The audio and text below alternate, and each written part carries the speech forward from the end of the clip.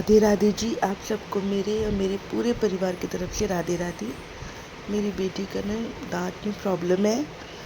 बचपन से उसके दांत टूटे हुए थे, अभी तक आए नहीं। 8 साल हो गए उसके सामने के दांत आए नहीं। अब हम उसके मसूड़े थोड़े से टाइट हो गए थे। मम्मी कह रही थी सबसे पहले दांत दिखाओ। मैं ऑफिस गई थी, ये मुझे लेने आए थे। मैं वहाँ से सीधे डॉक्टर के पास चली गई। अभी हम वेटिंग एरिया में बैठे हुए थे, वेट कर रही थी कि हमारी बारी कब आएगी। तो बाप यहाँ पे उसका एक्सरे होने वाला था। डॉक्टर ने बोला पहले एक्सरे करा, उसके बाद ही देखेंगे, क्योंकि उसके दांत, एक दांत उसका टूट गया था, आधा टूटा था, आधा बीच में रह गया था।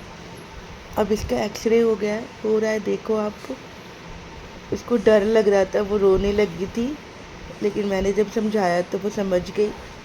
बच्ची है, जब इसके साथ ऐसा होगा तो वो रोएगी। अभी देखना, ये रोना स्टार्ट करेगी, लेकिन जब मैंने बोलेंगे कि बेटा कुछ नहीं है। और ये भैया भी बहुत अच्छे थे, थैंक यू, क्योंकि इन्होंने मेरी बेटी को अच्छे से हैंडल किया। अभी लेकिन मैं समझाऊंगी तो वो समझ जाती है कि उसके मुंह में ना, एक्चुअली उसके मुंह में लगा दिया था पाइप पूरे दांत को देखने के लिए, तो वो डर गई थी।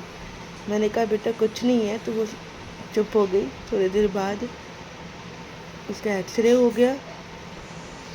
ये मशीन गोल गोल घूमेगा। बच्चों के साथ ऐसा होता है, बच्चे रोने लगते हैं, क्योंकि बच्चों को पता नहीं होता कि मेरे साथ क्या हो रहा है। पहले वो एक्साइट थे कि मम्मी मैं देखूंगी मेरे दांतों के साथ क्या है। जब उसके साथ होने लगा तो वो रोने लगी।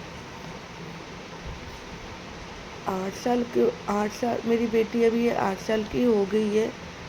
और इसके बचपन में 2-3 साल पहले, इसके सॉरी, जब ये 2-3 साल की थी तब इसका दांत टूटा हुआ था। सब बोले आ जाएगा आ जाएगा आ जाएगा, बस मेरी गलती है, मैंने ध्यान नहीं दिया।